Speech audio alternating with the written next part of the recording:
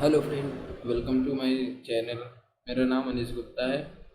And आज की इस वीडियो में हम देखेंगे कि एक्सप्रेस के थ्रू हम कैसे सर्वर क्रिएट करते हैं और इस एक्सप्रेस की हमें रिक्वायरमेंट क्यों पड़ी और इस एक्सप्रेस को यूज़ करके हम कितना इजी वे में हम एच को यूज करके क्यों नहीं बनाते हैं, हम कोई फ्रेमवर्क क्यों यूज़ करते हैं, इसके बारे में जानेंगे।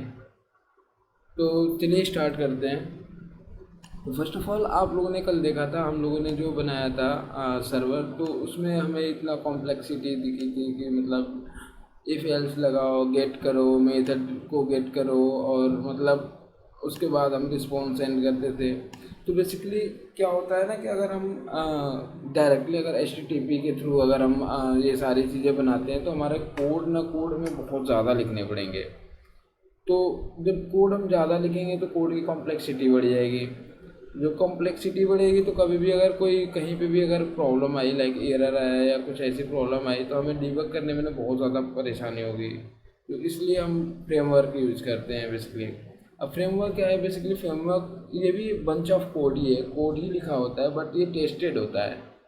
तो इसमें एरर आने के चांसेस है ही नहीं। बिल्कुल प्रॉपर टेस्टेड होता है, तो इसमें एरर नहीं आएंगे। तो इसकी वजह से ना हमें सारी चीज़ें इजी हो जाती है। जैसे हमें जस्ट अगर कोई राउट करना है तो इसमें सारी चीज़ें हमें बनी बनाई मिल जाती है, लाइक फंक्शंस मिल जाते हैं, तो उसको हम जस्ट कॉल करा करा के और अपनी चीज़ें बना लेते हैं। ठीक है। तो सबसे पहले हम देखेंगे कि एक्सप्रेस को हम इंस्टॉल कैसे करते हैं। ठीक है ना। तो इंस्टॉल करने से पहले एक चीज़ और हम समझ लेते हैं। जैसे कि यहाँ पे जो ये वर्जन दे रखा है ना, सबसे पहले हम इस वर्जन को समझते हैं कि वर्जन का ये जो कोड होता है ना, इसका भी कुछ मतलब होता है, लाइक 1.0.0। तो 1.0.0 ये जब भी हम कोई इंस्टॉल करेंगे ना पैकेज, तो उसमें ये लिखा हुआ आएगा। तो सबसे पहले हम एक बार इंस्टॉल करते हैं। देखो हम कैसे इंस्टॉल करते हैं एक्सप्रेस जेएस को। इससे पहले हमने डिस्कस कर ही चुके हैं कि npm क्या होता है, npm हम क्यों इंस्टॉल करते हैं, npm का यूज़ क्या होता है, ये ऑलरेडी हमने बता रखा है। जो लोग हमारा पिछला वीडियो नहीं देखे हैं तो प्लीज़ वो जाके देख लें। वहाँ पे हमने पहले ही डिस्क्राइब कर रखा है कि कैसे इंस्टॉल करते हैं।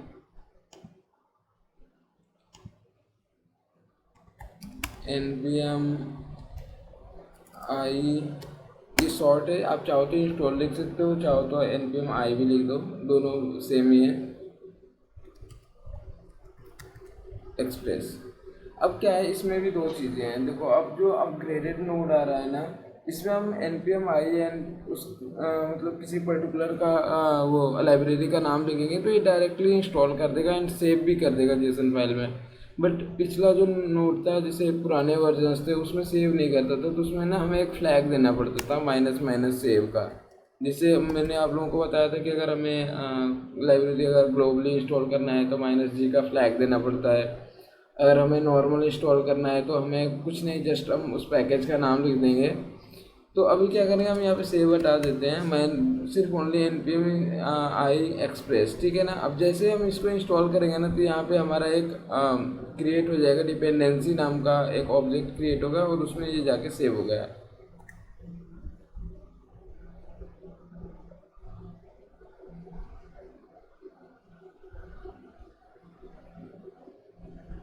देखिए अब यहाँ पे क्या किया इसने, एक वो ऑब्जेक्ट क्रिएट किया एंड इसने यहाँ पे सेव कर दिया। अब देखिए यहाँ पे ना वर्जन के मैं बता रहा हूँ। बेसिकली क्या है ना, देखो जी ये लास्ट वाला होता है ना, ये हमारा होता है पैच। अगर जैसे कोई भी पैचेस इसमें पैचेस फिक्स किए हों या फिर बिल्कुल minor, minor to minor issue जो होते हैं उसको फिक्स करते हैं ना, तो हमारा ये वाला वर्जन इंक्रीज होता है। ठीक है। इसको हम बेसिकली पैच वर्जन कहते हैं। और ये जो है 1.8 जो मिडिल वाला होता है, ये बेसिकली हमारा माइनर इशू होते हैं। जो माइनर इशू अगर आया और उसको हमने फिक्स किया तो ये हमारा इंक्रीज हो जाता है। अगर हमारे प्रोजेक्ट में या फिर लाइब्रेरी में या कोई भी चीज़ में अगर हमारा मेजर इशू आता है, मेजर इशू अगर हम फिक्स करते हैं तो हमारा ये वर्जन इंक्रीज होता है। ठीक है। तो ये वर्जन के भी होते हैं, ये कोडिंग दी हुई होती है बेसिकली कि लाइक मेजर इशू है तो ये इंक्रीज होगा, माइनर इशू है तो ये इंक्रीज होगा, और पैचेस अगर फिक्स किए हैं तो ये इंक्रीज होगा। ठीक है। तो अब हमारा एक्सप्रेस इसमें इंस्टॉल हो चुका है। अब देखो जितने भी हम मॉड्यूल हमने, देखो यहाँ पे इंस्टॉल तो किया ओनली एक्सप्रेस, बट अगर हम देखेंगे ना, अब देखो जो भी हम मॉड्यूल इंस्टॉल करते हैं इसमें, जो भी लाइब्रेरी हम इंस्टॉल करेंगे, वो हमारा क्या होता है ना, एक नोड मॉड्यूल डिफ़ॉल्ट फोल्डर बना होता है, उसमें वो सारी चीज़ जाके स्टोर होती रहेगी। जितना भी इंस्टॉल करेंगे, जो भी हम मॉड्यूल इंस्टॉल करेंगे, वो सारी की सारी इसमें जाके स्टोर हो जाएगी। अब बात आती है, देखो अब मैं आपको एक चीज़ बताता हूँ। जैसे यहाँ पे हमने इंस्टॉल तो किया एक्सप्रेस, बट इसको जैसे ही हम ओपन करेंगे ना, फिर बहुत सारी लाइब्रेरी इंस्टॉल होगी ऑलरेडी। अब ये तो गलत है, हमने तो सिर्फ एक्सप्रेस इंस्टॉल किया था, अब इंस्टॉल इतनी सारी हो गई। अब मैं बताता हूँ एक्चुअली में होता क्या है। एक्सप्रेस के बिना बहुत सारी डिपेंडेंसीज होती हैं, तो उन डिपेंडेंसी को भी ये इंस्टॉल करता है, ठीक है। एक्सप्रेस तो इंस्टॉल हुआ ही हुआ, अब उसके साथ साथ जितनी भी डिपेंडेंसी थी, अगर हमने ऑलरेडी इंस्टॉल कर रखी होती ना कोई सी भी डिपेंडेंसी, तो ये इंस्टॉल नहीं करता है। बट अगर जो डिपेंडेंसी इंस्टॉल नहीं है, तो उसको ये इंस्टॉल करेगा, देखेगा ठीक है, क्योंकि उसके बिना ये चल नहीं पाएगा ना एक्सप्रेस एक्चुअली में। तो उसने उसे जितना भी मतलब जो भी डिपेंडेंसी चाहिए, वो सारी की सारी डिपेंडेंसी इंस्टॉल कर दिया है, ठीक है। मैं आपको दिखाता हूँ। देखो जैसे ये एक्सप्रेस इंस्टॉल हुआ, अब इसके अंदर भी ना नो बेसिकली वो होगा जेसन फाइल होगी, पैकेट डॉट जेसन, ठीक है। अब इस पैकेट डॉट जेसन में इसकी सारी डिपेंडेंसीज होती हैं, ठीक है। अब ये डिपेंडेंसी इन्हें चाहिए ही चाहिए, बिना इस डिपेंडेंसी का ये चलेगा ही नहीं। अब क्या है कि इसमें भी कुछ ऐसे जो डिपेंडेंसी होगी, उसके भी कुछ डिपेंडेंसी होगी, तो वो सारी चीज़ें यहाँ पे इंस्टॉल होती है, ठीक है। क्योंकि बिना उनके देखो इतनी सारी डिपेंडेंसीज है, ठीक है, ये सारी की सारी चीज़ें इसने इंस्टॉल करी होगी। इस सब जितने भी डिपेंडेंसीज के सब के सब, अब उसके अंदर भी अगर कोई मॉड्यूल इंस्टॉल कर रहा है, उसकी भी कुछ डिपेंडेंसी होगी, तो उसको भी वो इंस्टॉल करेगा, ठीक है। तो सारी की सारी हमें चाहिए ही चाहिए, क्योंकि उसके बिना ये चल नहीं पाएगा, ठीक है। तो ये हमारा हो गया, ये हमारा बेसिकली इंस्टॉल्ड हो गया, ठीक है। अब इसके थ्रू हम एक सिंपल सा एक सर्वर क्रिएट करते हैं। अब देखो कितना इजी हो जाएगा हमें सर्वर क्रिएट करना। पहले हम इतनी सारी चीज़ें HTTP रिक्वायर किया, एंड देन क्रिएट सर्वर, और उसके बाद फिर उसे लिसन किया है पर्टिकुलर पोर्ट पे। बट अगर हमें अब जस्ट अगर हमें यूज़ करके इसको यूज़ करके अगर क्रिएट करें, इसमें सारी की सारी फंक्शनलिटी मिल जाती है। मैं अभी आपको दिखाता हूँ कि एक्सप्रेस के अंदर कितनी सारी फंक्शनलिटी है। सबसे पहले इसको मैं क्लियर कर देता हूँ। अब क्या है ना, यहाँ पे हमें HTTP की रिक्वायरमेंट नहीं है, हम यहाँ पे सीधा एक्सप्रेस को इंपोर्ट करा लेंगे, एक्सप्रेस, और इसको लिख लेते हैं EXPRE, ठीक है। कोड को ऐसे रहने देते हैं। अब इसको करते हैं कंसोल एक बार।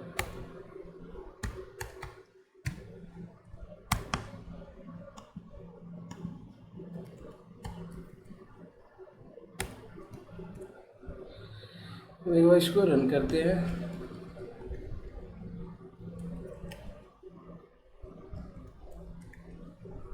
अब देखिए इसमें जितना भी फंक्शन है ना, वो सारा इस पर्टिकुलर इस वेरिएबल में आ गया। अब इस वेरिएबल से हम ना इस सारे इसके अंदर जितने भी फंक्शंस हैं सब के सब कॉल कर सकते हैं। देखो सब जितना भी है, गेट, पोस्ट, जो भी है, सारा का सारा अब हम कॉल कर सकते हैं इसके थ्रू, ठीक है। अब इससे क्या है ना कि हमें बहुत सारी चीज़ें इजी हो जाती है। अब हमें मतलब उतना सारा कोड लिखने की ज़रूरत नहीं है। जैसे ये मैंने बताया था ना, मेथड्स हैं गेट, पोस्ट, पुट, ये सारा होगा। पुट देखो यहाँ पे पोस्ट है, ये पुट है, पैच भी होगा, तो ये सारे के सारे यहाँ पे मेथड बने हुए हैं। तो सब के सब हम जस्ट कॉल करके और यूज़ कर सकते हैं, ठीक है ना। तो चलिए हम स्टार्ट करते हैं यहाँ पे। तो अब हम क्या किया, एक्सप्रेस तो हमने इंस्टॉल कर लिया। अब क्या होता है, एक्सप्रेस को हम कॉल कराएंगे बेसिकली। चाहे तो हम यहाँ पे भी कॉल करा सकते हैं डायरेक्टली, बट यहाँ पे हम इसलिए नहीं कराएंगे कि एक्सप्रेस का अगर और भी कुछ यूज़ आया ना, तो हमें फिर दोबारा से इम्पोर्ट कराना पड़ेगा। तो इसको हम एक वेरिएबल में ले लेंगे, एंड देन एक बनाएंगे ऐप नाम का variable, const app equal to express को कॉल करा देंगे, ठीक है। अब एक्सप्रेस के अंदर जितनी भी हमारी फंक्शनलिटी है सारी की सारी यहाँ पे इंपोर्ट हो गई, ठीक है।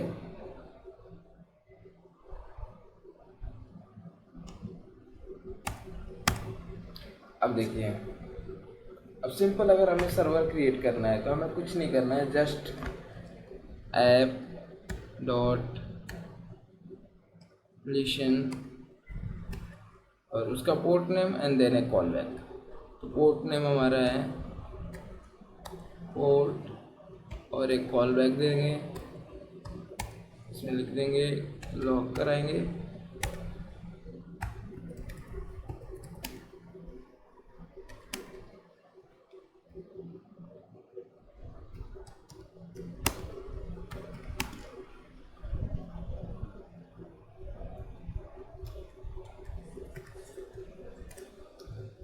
बस बन गया हमारा सर्वर। अब देखिए हमने पिछली बार में कितना लिखा था, कितना कोड लिखा था, और इसमें कितना इजीली हो गया। बिल्कुल कुछ नहीं, जस्ट हमने 2 लाइन लिखा और सर्वर हमारा क्रिएट हो गया। ये फ़ायदा होता है हमारा फ्रेमवर्क यूज़ करने का, इसलिए हम लोग फ्रेमवर्क, क्योंकि ये पूरा टेस्टेड है तो इसमें मतलब एरर्स आने के चांसेस बिल्कुल भी नहीं है। क्योंकि जब वर्जन्स चेंज होते हैं ना, जैसे नोड का वर्जन चेंज हुआ तो कुछ चीज़ें होती है जो रेप्लिकेट हो जाती है, कुछ चीज़ें हटा दी जाती है, कुछ चीज़ें ऐड कर दी जाती है, तो उसमें कुछ प्रॉब्लम्स आती हैं। बट इसमें अभी क्या है कि पूरा टेस्टेड होता है और सेम अगर हम उठा के अगर यूज़ कर रहे होते हैं तो उसमें कोई प्रॉब्लम नहीं होती है। ठीक है, अब देखिए यहाँ पे हमारा ये सर्वर तो क्रिएट हो गया। अब जैसे ही हम इसे रन करेंगे, नोड मोनी चला लेते हैं एक ही बार, बार बार हमें रीस्टार्ट करने की ज़रूरत नहीं पड़ेगी। नोड मोन हमने चलाया, देखो सर्वर रनिंग ऑन दिस। अभी हम ना इसमें हमने कोई वो नहीं बना रखा है बेसिकली राउट वगैरह, तो अभी हम इसको कॉल कराएंगे तो हमें कुछ मिलेगा नहीं। जस्ट अभी देखते हैं, लोकल होस्ट 3000, देखो कह रहे कैन नॉट गेट, क्योंकि हमने कोई राउट अभी बना ही नहीं रखी है। अब इसमें देखो राउट भी बनाना कितना आसान है, हमें वो सब चीज़ें लिखने की ज़रूरत नहीं कि app dot right and this और उसका प्रोटोकॉल एंड करना, ये ना ये सारा कुछ अपने आप ही करता है कि ठीक है। जब सारा प्रोसेस मतलब सारा हमारा डेटा प्रोसेस हो गया, देन मैं वो उसे अपने आप एंड कर देता है। तो इसमें ना हमें जब कोई भी राउट अगर क्रिएट करना है तो इसमें 2 तरीके होते हैं। तो अभी मैं आपको फर्स्ट तरीका बताता हूँ, क्योंकि यहाँ पे हमने ना ऐप को ले रखा है। तो ऐप यहाँ पे कुछ भी नहीं करना, जस्ट हमें लिखना है ऐप डॉट। अब इसमें ना जैसे ही हम करेंगे लाइक गेट पोस्ट पुट, सारा का सारा मेथड यहाँ पे पड़ा होगा। तो यहाँ पे route call copy disable enable header link listen local, सारी चीज़ें यहाँ पे पड़ी होगी। ठीक है, पोस्ट पैच सब के सब। तो अब हमें क्या करना है, जस्ट यहाँ पे ऐप डॉट हम एक गेट का बना लेते हैं, गेट मेथड, और इसमें जस्ट एक सिंपल पास कर देते हैं कि जब कोई रूट पे अगर हमारा रिक्वेस्ट करेगा, इसमें भी सेम चीज़ पास होती है, रिक्वेस्ट रिस्पॉन्स। ठीक है,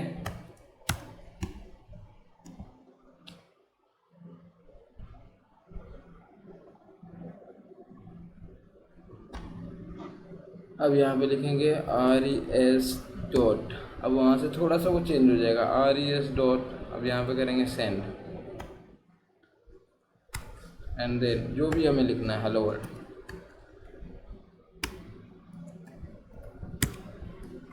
अब इसे सेव करेंगे, अब इसे रिफ्रेश करें, देखो हेलो वर्ल्ड हमें मिल गया। कितना इजी हुआ, हमने पिछला वाला कोड कितना सारा लिखा था, अब जस्ट हमने एक फ्रेमवर्क यूज़ किया और देखो कितना इजी हो गया।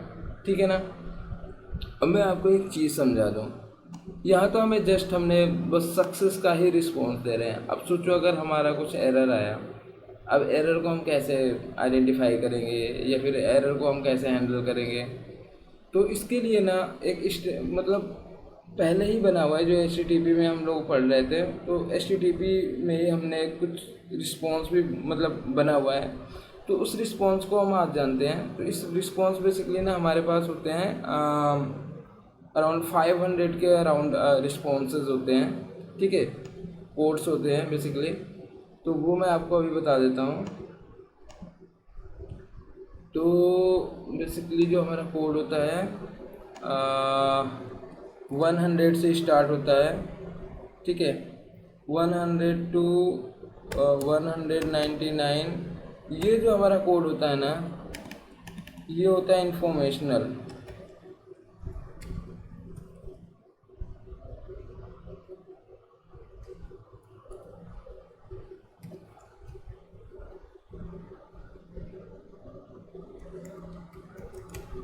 इंफॉर्मेशनल डेटा, ठीक है। उसके बाद जो हमारा होता है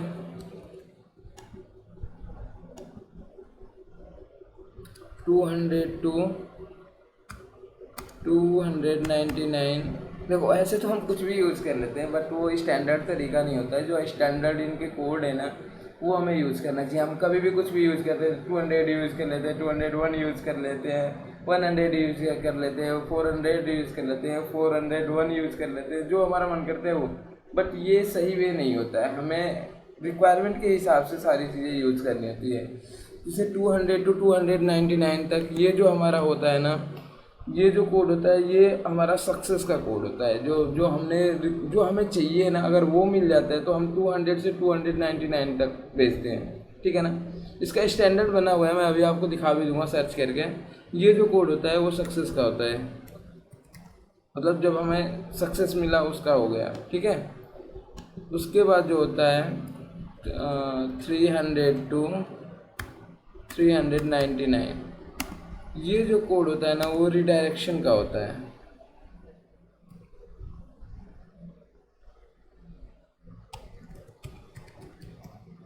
रिडायरेक्शन से रिलेटेड होता है, पूरा मुझे वो नहीं है, याद नहीं है, बट मैं आपको अभी दिखा दूंगा। एंड 400 टू 499 जो होता है ये हमारा होता है एरर का, जो हमारे कोड में एरर्स आते हैं, ठीक है। लाइक टाइप एरर हो गया या फिर वैसे एरर हो गया, तो ये हमारा सब मतलब जो कोड का एरर होता है ना वो एरर होता है। इसको हम बेसिकली जो ये कोड्स है ना, ये हमारा शॉर्ट इन्फॉर्मेशन इसको कह सकते हो कि मतलब शॉर्ट वे में वो हमें बता देते हैं कि अच्छा ठीक है आपने ये शॉर्ट वे में हम बेसिकली क्लाइंट को बता देते हैं कि अच्छा आपकी ये इस टाइप की एरर आ रही है, ठीक है ना। अब जैसे हो गया हाँ ये एरर होता है। कई बार हम लोगों ने यूज किया होगा 401 400 का मतलब होता है बैड रिक्वेस्ट, 401 का मतलब होता है अनअथराइज, ऐसे कर करके मतलब इसमें भी 100 होते हैं। ये एरर के सारे होते हैं, सारे एरर होते हैं, ठीक है। अब उसके बाद एक और होता है लास्ट 500 टू 599। ये जो हमारा है ना, वो जो मशीन में अगर कुछ प्रॉब्लम आती है, लाइक डिस्क फुल हो गया या सर्वर क्रैश हो गया या सर्विस बंद हो गई, इससे रिलेटेड जितने भी आते हैं इन्फॉर्मेशन, मतलब हमारे जो मशीन से रिलेटेड जो इन्फॉर्मेशन होती है वो हमारा आता है इसमें। बेसिकली जो मशीन की इन्फॉर्मेशन होती है, मैं आपको दिखा देता हूँ इसका, सॉरी,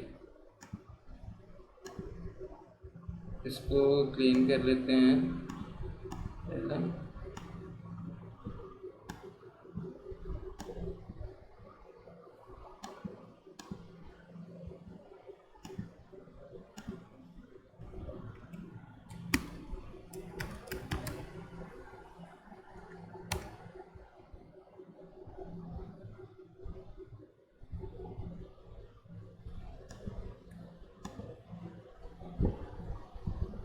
देखिए ये रहा, जो भी हमारा होता है 100 से होता है वो इन्फॉर्मेशनल होता है, ठीक है। 200 का होता है वो सक्सेस का होता है, 300 होता है वो रिडायरेक्शनल होता है, 400 का जो होता है वो क्लाइंट एरर होता है एंड जो 500 होता है वो सर्वर एरर होता है। अब यहाँ पे देखो ये सारे जितने भी एरर्स होते हैं ना उनका सबका डेफिनेशंस दे रखा है, ठीक है। जैसे 200 का होता है, अगर हमने 100 में अगर हम सिर्फ 100 भेजते हैं इसका मतलब कंटिन्यू है, 101 भेजते हैं इसका मतलब स्विचिंग प्रोटोकॉल है, 102 भेजते हैं प्रोसेसिव है, ठीक है।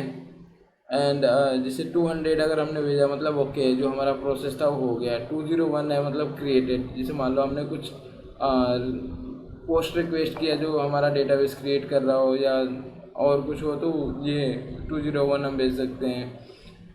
202 का मतलब वो एक्सेप्टेड, हमने कुछ रिक्वेस्ट किया जो एक्सेप्ट हुआ या रिजेक्ट हुआ वो हमें गेट करना है, तो ये 202 भेज सकते हैं, ठीक है। ऐसे 203 है, मतलब ये सारे के सारे मतलब हमारा सक्सेस में आते हैं। ऐसे रिडायरेक्शनल है, जैसे मल्टीपल चॉइस है, 300 कर दिया मल्टीपल चॉइस आएगा, 301 कर दिया मूव टू परमानेंटली आ गया, 302 आया तो फाउंड आ जाएगा, ऐसे कर करके इसका आया। 400 में सबसे ज़्यादा होता है ठीक है ना। Bad request, forbidden and not acceptable, conflicts and बहुत सारे एरर्स होते हैं। ठीक है। 401 unauthorized, not found, 404, 402 payment required. ठीक है। एंड 500 में जो हमारा सर्वर क्रैश होता है या फिर internal server error 500, service unavailable, कोई हम सर्विस अगर हम हिट कर रहे हो और वो ना हो तो उसके लिए एरर आती है। Not implemented, bad bad gateway, ये सारी सारी एरर्स होती हैं। ठीक है। तो हम ऐसे ही कुछ भी नहीं भेज सकते हैं। जो हम अगर आप प्रोफेशनल स्टैंडर्ड वे में अगर हम कोडिंग कर रहे होते हैं तो ये वो बेसिकली ये जो कोड होते हैं ना, HTTP का जो एरर कोड होते हैं, ये इसको हमें भेजना चाहिए। कुछ भी नहीं जिससे हम लोग 401 या 402 जैसे मन होता है वो भेज देते, तो ऐसा नहीं करना चाहिए। अब आते हैं हम अपने कोड पे। हमने सिंपल तो क्रिएट कर लिया। अब एक हम ऐसे ही पोस्ट, अभी तो हमने गेट किया, अब पोस्ट रिक्वेस्ट का भी क्रिएट करके देखेंगे, पैच का भी करेंगे। ठीक है ना। अब इनका देखो सबका यूज ना अलग अलग होता है। बेसिकली एक अगर हम रेस्ट API क्रिएट कर रहे हैं तो रेस्ट का मतलब ये होता है कि मतलब एक सेट ऑफ प्रोटोकॉल फॉलो करना। मीन्स लाइक अगर हमने ये स्लैश जैसे स्लैश यूज़र कर दिया, अब यूज़र में अगर हमें लाइक गेट यूज़र करना है तो सेम हमारा पाथ सेम होगा, जस्ट हमारा जो मेथड होगा ना वो चेंज हो जाएगा। अगर ये गेट है तो मतलब सेम हिट होगा, गेट होगा तो वो क्या करेगा कि इन्फॉर्मेशन गेट करेगा। पोस्ट होगा दैट मीन्स नया इन्फॉर्मेशन क्रिएट करेगा। पुट होगा तो इसका मतलब कि कुछ अपडेट करेगा। डिलीट हुआ दैट मीन्स उसको डिलीट करना चाहता है। तो इसलिए ये मेथड्स बने हुए हैं। तो रेस्ट API का मतलब यही होता है। तो पूरा सेट ऑफ प्रोटोकॉल को आप फॉलो करो। जहाँ गेट की रिक्वायरमेंट है वहाँ गेट यूज़ करो, पोस्ट की रिक्वायरमेंट है पोस्ट यूज़ करो, पुट की रिक्वायरमेंट है पुट यूज़ करो, पैच की रिक्वायरमेंट है पैच यूज़ करो, डिलीट की रिक्वायरमेंट है जहाँ पे वहाँ पे डिलीट यूज़ करो। ठीक है। तो अभी हम यहाँ पे तो हमने यूज़ कर लिया सिंपल सा। अब देखो स्टेटस कोड मैंने इसलिए बताया था कि यहाँ पे सपोज करो यहाँ तो हमारा आ गया res.send किया, तो ये हमारा क्या होगा, ये जो हमें रिस्पॉन्स में मिलेगा, रिस्पॉन्स अगर हमें देखना चाहते हो आप लोग तो आप चले जाओ सीधा नेटवर्क में। ठीक है। अब अगर हम जैसे इसको हिट करेंगे तो यहाँ हमें रिस्पॉन्स मिलेगा। ठीक है। देखो यहाँ पे हमें स्टेटस जो कोड मिला है ना 200 मिल रहा है। अब इसको जानना है कि इसका मतलब क्या है, तो इसमें हेडर में जाओगे आपको तो यहाँ पे दिख जाएगा, देखो 200 ओके। ठीक है। अब देखो जैसे ही यहाँ पे जो कोड आप भेजोगे ना उसके हिसाब से आपका ब्राउज़र रिएक्ट करेगा बेसिकली। अब हमने क्या किया, res डॉट जो स्टेटस, ठीक है, स्टेटस है, स्टेटस कोड जो भी आपको यूज़ करना है यूज़ कर सकते हैं। ठीक है। अब यहाँ पे हम कोड, इसमें देखो पैरामीटर उसमें दिख रहा है कि हमें कोड, अब कोड यहाँ पे दे दिया हमने 201। अब जैसे ही इसको सेव किया, अब अगर हम इसको हिट करेंगे, ठीक है, यहाँ पे देखो स्टेटस को आ गया 201। 201 का मतलब क्या होता है, क्रिएटेड।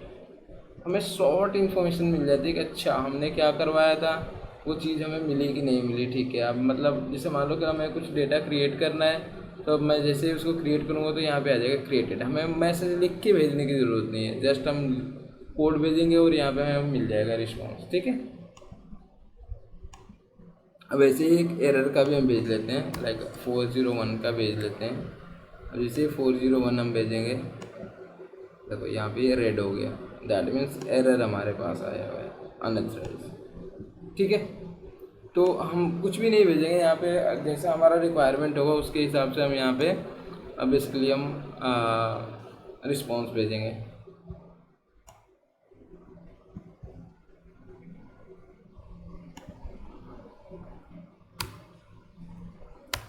चलिए अब एक हम पोस्ट रिक्वेस्ट भी बना के देख लेते हैं।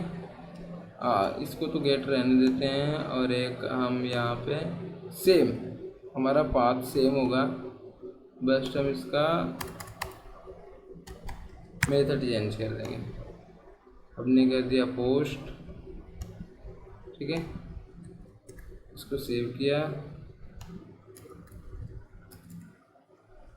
इस पर हम रिस्पॉन्स सेंड करेंगे 201 और इस पर करेंगे 200, क्योंकि ये गेट कर रहा है और सपोज मान लो ये क्रिएट कर रहा है, तो यहाँ पे जो सेंड करेंगे this is post request, this is post request just. ठीक है, अब देखो इसको हम ब्राउज़र से हिट करेंगे ना, ये नहीं होगा, ये सिर्फ गेट मेथड ही यूज होगा। अब यहाँ से हम पोस्टमैन ओपन करते हैं,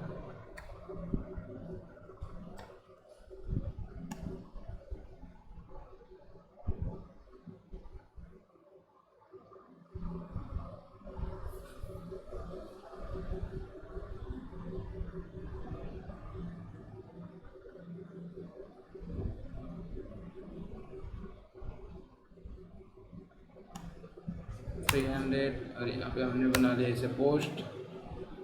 अब वेट करेंगे, आई मिल गया, this is a post request, sorry post request. यहाँ पे मिला हमें this is a post request. जैसे इसे गेट करेंगे तो यहाँ पे मिलेगा हेलो वर्ल्ड। अब इससे ये पता चला ना, हमें ना मल्टीपल मतलब राउट्स बनाने की ज़रूरत नहीं है, बहुत सारे राउट्स बनाने की ज़रूरत है। हम उसमें ये get post put patch delete मतलब रेस्ट अगर हमें बनाना है तो गेट पोस्ट पुश मतलब ये सारी चीज़ें यूज़ करके हम बना सकते हैं। ठीक है ना। अब इसमें देखिए, अब मैं आपको एक चीज़ बताऊँ, इसमें ना हम जो डेटा भेजना होता है, तो डेटा गेट में अगर हमें डेटा भेजना है ना, तो हम इसमें क्या करते हैं, क्वेरी और पैराम्स यूज़ करके भेज देते हैं। ठीक है। और अगर हमें पोस्ट अगर हम यूज़ कर रहे होते हैं तो पोस्ट में बेसिकली हम क्या करते हैं कि बॉडी में डेटा भेज देते हैं। ठीक है। और हेडर में जो डेटा होता है वो कुछ डेटा हम हेडर में भी भेजते हैं, जैसे हमारा जैसे टोकन हो गया, जो सेंसिटिव डेटा होता है वो हम हेडर में वो डेटा को भेजते हैं। ठीक है। तो आज के लिए बस इतना ही। अब नेक्स्ट वीडियो में हम देखेंगे अगला। अगर आपको हमारा वीडियो पसंद आया तो लाइक, सब्सक्राइब एंड शेयर करें। Thank you so much.